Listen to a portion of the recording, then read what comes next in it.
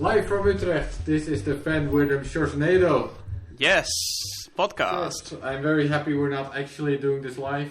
Yeah, indeed. I just killed my laptop, apparently, it seemed like. You may have killed it. We were halfway recording this podcast, and then I dropped a glass of water on my laptop, and now it's not working anymore at all. Which means we're not sure if the first half of this recording was there or not, so we're just going to do it again. Let's start over. So this better be awesome. We're doing great. We're never going to beat what we did, but that was... that was an amazing podcast. Maybe one day we'll sell... well, maybe one day we're going to sell it on DVD, that first 15 minutes, with manually signed, and you can buy it, but... if we have to recover my hard drive... it should be possible. All right. Yeah. How are you doing? Not bad. Still I'm still slightly in shock, but I think I'm fine. We can do this podcast now. I think so. Covered. And we've practiced this podcast 3 or 4 times now, so I think... So we moved inside this time. Yep. We were getting a lot of complaints for the background noise, I guess rightfully so. We were inside because of Corona. That was sort of the reason we were inside, right? We were outside because of Corona. That's what I mean. Exactly. We wanted to be in the fresh air. Now we are risking our lives, although the windows are open. And risking our lives for you, dear listener. That's right. So you better enjoy. Indeed. Okay. We're gonna discuss Taproot today. We're gonna dive head first into technical topics, I guess. Well, it's the second episode, but Taproot is one of the biggest technical projects in development today for Bitcoin. This week there was a lot of discussion about Taproot activation. How are we going to activate this thing, if we're going to activate it? Mm-hmm. We're not actually going to get into that this episode. This episode we're going to get into Taproot itself first. So What is it? Why is it interesting? What does it do? I wrote about Taproot myself at one point for Bitcoin Magazine. When I wrote about Taproot, I sort of cut it into several pieces to make it sort of easy to understand, I think. Yep. Or at least it seemed to sort of work. People seem to like that article. So we're going to do something similar for this podcast. We're sort of going to cut Taproot into a couple of different parts, and then hopefully that will make it clear why it works as a whole. All right. Right? Are you good to go? I'm ready. What's part 1? Part 1. Part 1 is pay to script hash. Okay. P2H, which was itself a protocol upgrade, which activated on Bitcoin. I'm pretty sure it was 2012. So let's get into what it is. Do you want to take a lead? Yes, I will. Okay, so when you want to receive Bitcoin, you tell the other person how to send that Bitcoin, and you do that by adding some constraints. Right, which sounds like a bad thing. But it's not. It's an awesome thing. Constraints are great. So basically, people tend to think about a wallet, and it's not really a well-chosen word, because it's like a wallet, but everybody can touch whatever's inside your wallet.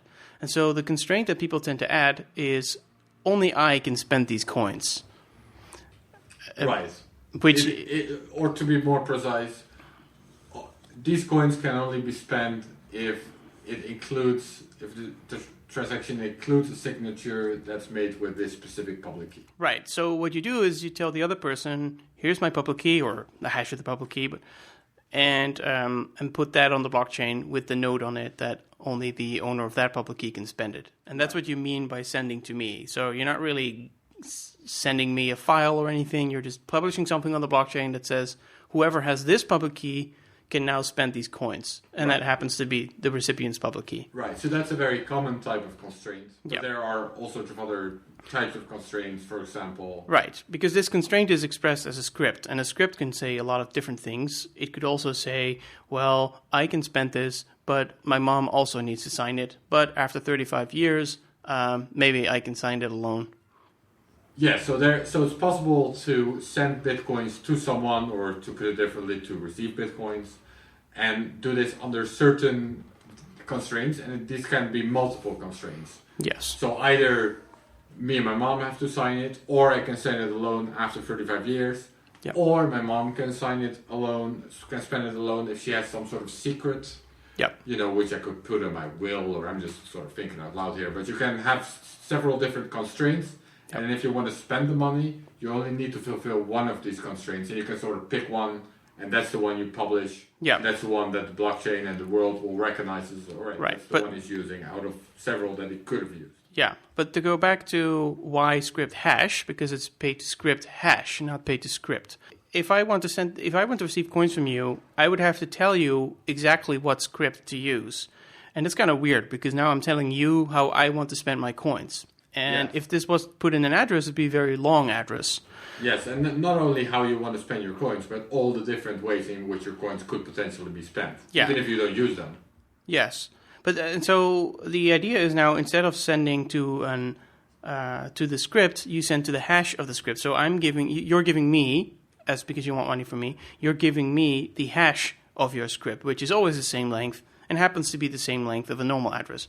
So the address will start with a 3 rather than a 1, but otherwise it looks kind of the same. And for you just copy paste it, put it in your Bitcoin wallet, send money to it, and it works. Now, when I want to spend that money, now I need to reveal the actual script. But that's my wallet that has to do that, so I don't have to bother anyone else with the complexity of remembering what the script was and correctly sending to it. Yes. Yeah, I was skipping ahead one step just now, but yeah, that's the point we're trying to explain here, is that if you receive money, you only got to share a hash. The person that's sending you doesn't need to care what this hash actually hides. Right. And then only when you spend the coins do you need to reveal the different ways in which you could have spent it, or the single way in which you could have spent it, whatever. And so from a privacy point of view, that's much better than immediately putting the script on the chain, but it is still unfortunate that when you're spending, you have to reveal all these other options, because maybe I'd rather not reveal the world what my backup plan was. Right, that's the step I was sort of skipping ahead to, which is, yes, if you are spending the coins alone after 35 years, then their whole world doesn't need to know that you could have also spent it with your mom. Like, why do they need to know that? There's no reason for them to know. And much more importantly, if I could have spent it, if I spent it with my mom, the whole world should not have known that they could have, waited 35 years and stolen it. By kidnapping you or something.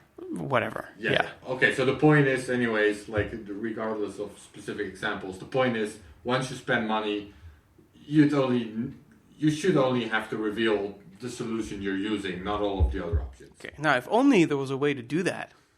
If only, Sjors. Aaron. Wouldn't that be great? Tell us about this amazing invention. So, for the past couple of years, this has been in the works for a couple of years. You want to get to Mast, right? Exactly. Yes, we want to get to Mast. So, for a couple of years, there was this idea called MAST, which stands for Merkleized Abstract Syntax Trees. That's right. Merkleized Abstract Syntax Tree. Perfect. This is essentially a Merkle tree of hashes, and therefore of the different ways to spend Bitcoin, so of the scripts. So a Merkle tree, are you going to explain it or should I?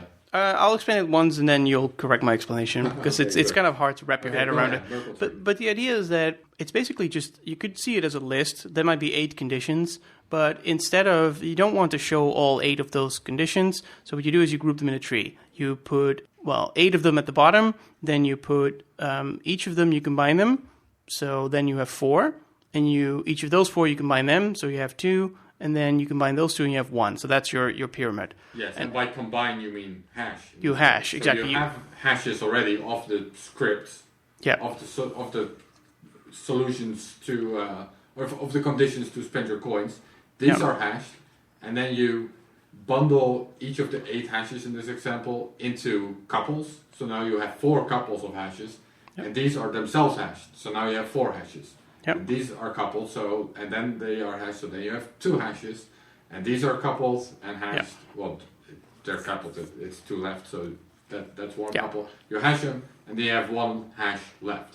And this is the hash you share, and that's where the coins are spent to. Right. So in this case, the coins are sort of spent to this hash tree, a Merkle tree. Yeah, and basically what you do is when you want to spend it, you say, this is the part of the tree that I want to spend, which could just be a number, and then you give that script, plus you give the neighbor script, because they come in pairs, and you give a hash of every other point in the tree. So if the tree is 4 high, you need to give 4 hashes and a script, which is a lot less than all 8 of them.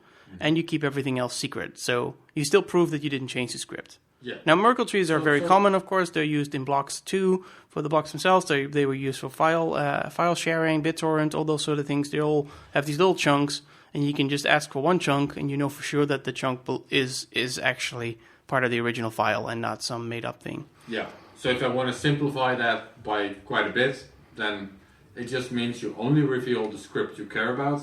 You only reveal the scripts that you're using to spend the coins. Yep. The rest remains hashed. You just add some extra data to prove that it was in that tree somewhere. Yeah, and it scales very nicely, so you could have millions of scripts, potential scripts, but in order to reveal any one of those millions, you don't need to reveal a lot of extra data.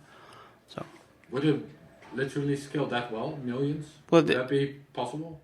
I don't know what there's probably a limit to it, but a million is 2 to the power of 20. So that's doable. 20 layers of the roughly. Right. So that's still big because you'd have to reveal 20 times 32 bytes, I think. It's doable. So that's 600 bytes. So you probably don't want to have millions of options.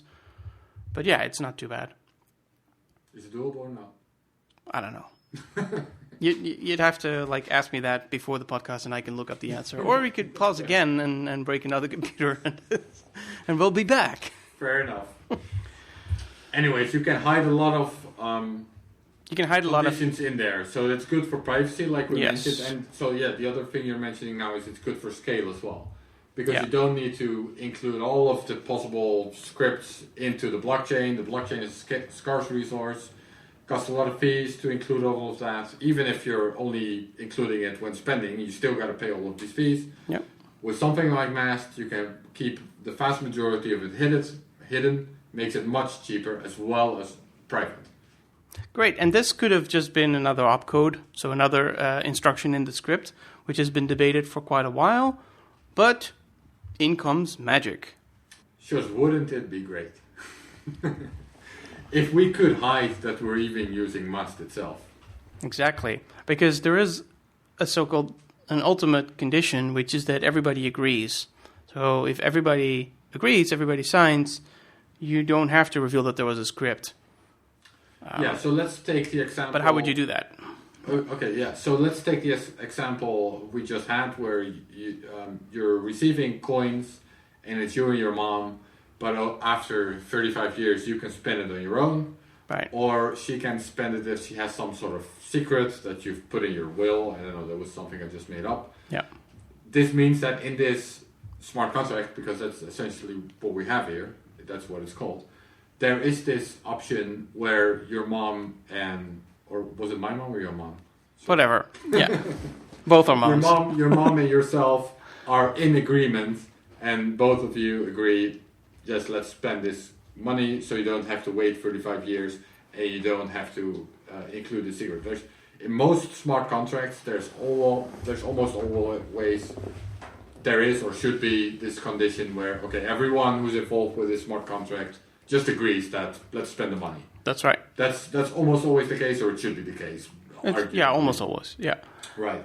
So are we skipping? So it would be nice if there was a way to express that, right? It would be nice if you could just not show any of these scripts, not show a whole tree, but just show a signature. And the way you could do that is by tweaking a public key. So instead of saying send this to my public key, you roughly would say send this to my public key plus my mom's public key plus this Mast key. That's kind of so the idea is that you can tweak keys, and it's very oversimplified because cryptography is very subtle. But in theory, you can add up keys, and then you can also add up signatures, and it kind of looks to the outside world as if it's just a regular signature, and so you can hide a bunch of stuff in there. The problem, however, is that in an ideal world, you can just add these signatures, but in practice, we have this quite a difficult signature algorithm called ECDSA. And in Bitcoin. Yes, and there was something before that which is called Schnorr. And Schnorr signatures. Yes, the Mr. Schnorr is a German professor, I believe, who invented a really nice way to do digital signatures.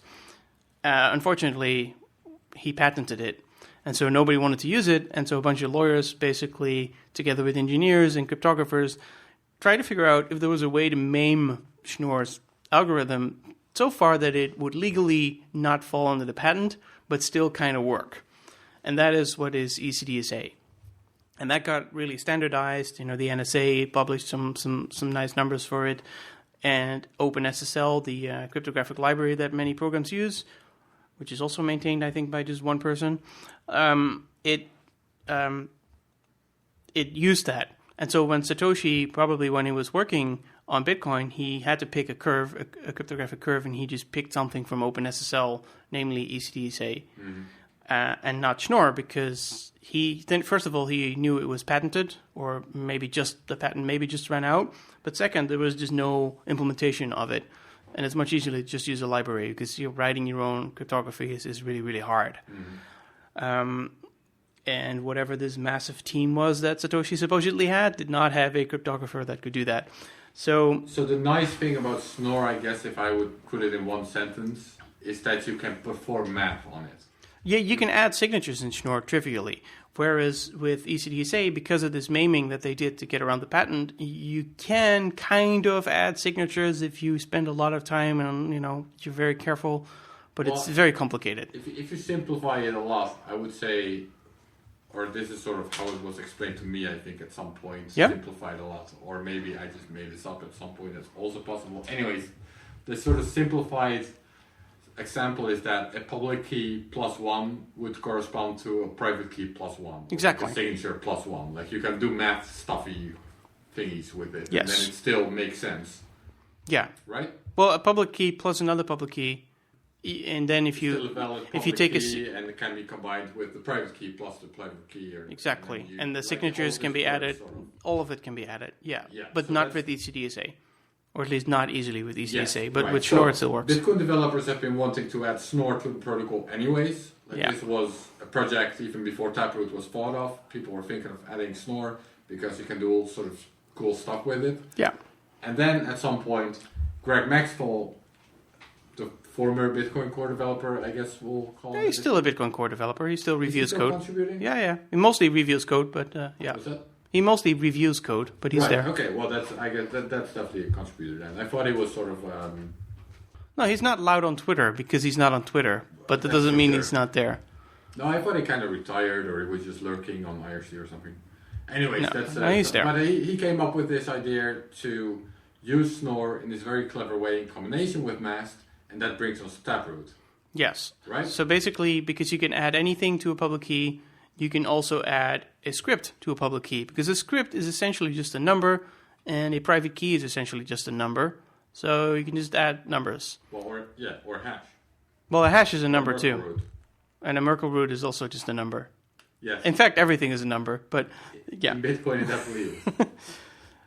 Shall I just explain what's cool about this? Yeah, so let's say we've been taking this example with me and my mom, or you and your mom. Either way, someone and his mom. Yeah. Well, let's simplify that example because that's multi-signature. Let's just say it's just you. Or if you forgot your own key, you can use some sort of secret, which is a very bad idea, but let's say you would do that. Mm-hmm. But if you... So your script, your mast, would contain two options. Either it's you, your signature, or it's this secret piece of information that you wrote down somewhere else without a signature. Like I said, do not do this, but imagine it was that. Sure. If you know your key, if you still have your private key, it's kind of a shame to reveal the fact that you could have revealed a secret number. Right. And so what you can do now is, in Taproot, thanks to Schnorr, you can actually take this mast and hide it inside your public key, and then when you're signing the actual transaction, you are just signing a public key, and you're not even revealing the fact that there is a Taproot out there. You're basically just ignoring it because you've added you just add the hash to your private key, and you've added the hash to the public key, and nobody needs to know. Yes, for the outside world, they don't see any difference between the tweaked public key and the original public key. So if you've tweaked your public key with this masked structure, it looks the same to the rest of the world. Exactly. If you do want to use this masked structure, what you do is instead of revealing the tweaked key, you reveal the original key, and you reveal the script both one of them, which you use to tweak. Yes, and therefore, the person verifying it can take that script, calculate the hash, calculate the other hash, add it up to the public key. Now they know that they can see that that's the tweak public key, and they can see that the signature is valid for the whole thing. So it's kind of nice. You can choose to not reveal anything, not even the tree itself, or you can reveal any part of the tree. Yes. So this is much better. It's also more space efficient, but it also means that if you're sending coins to somebody, it doesn't matter if you are sending to a single person with just one key, or some super complicated exchange, right, or some other condition. It all looks the same. Or me and my mom. Yes, and I do want to give that example because just for extra clarity, like if I would accept Bitcoin with my mother with this using this trick, then we would combine our public keys. Yes, and then we would also have a masked structure that says, okay, I can, which includes I can spend it after 35 years, and my mom can spend it with the secret number. That's all in the masked structure. Yes, right. So and we have the Merkle root for that. Yeah. Now, if we want to spend the coin, we both agree, so we just both sign, combine the signature, and tweak it with this masked Merkle root. Yeah. And therefore, what we publish to the outside world just looks like a regular signature, spending the regular public key, which was always public. And right. The rest of the world will just think, okay, well, that makes total sense, we'll accept that. Now, if my mom can't sign for whatever reason, or if I can't sign for whatever reason, and she has that secret, then let's take the example where my mom can't sign for some reason, and 5 years pass. At that point, I reveal that it was actually a tweaked public key. I reveal the tweak. I show the world, look, this hash, this masked structure was hidden under this hash, which I used to tweak. The rest of the world can look at that and see, yep, that adds up. The math makes total sense. That was what you were always doing. We just never were able to see it. And yep, 35 years have passed, so you're totally allowed to spend this money now on your own. Exactly. And so that condition is only revealed if you actually use it, and otherwise it would have forever been a secret unless somebody hacked your wallet. Exactly. So as long as my mom is able to sign and I'm able to sign, no one ever needs to know that there were other ways to spend this coin. So that's great for privacy, fungibility. Yeah, and so this tweaking, this ability to hide is Schnorr, and the fact that you can have multiple conditions and only reveal one of those conditions, that is masked. Yeah. But this magic is combined, like Captain Planet, and now you can do all these things. So, but this is why Taproot is a fairly large proposal. What's that sentence? It was Earth, Wind, Fire, blah blah blah. Captain Planet. So combining all this. What do people use this for? Is that the next point, or did we forget something? So people can use this for the complicated scenarios we described. Is there anything new that's possible now?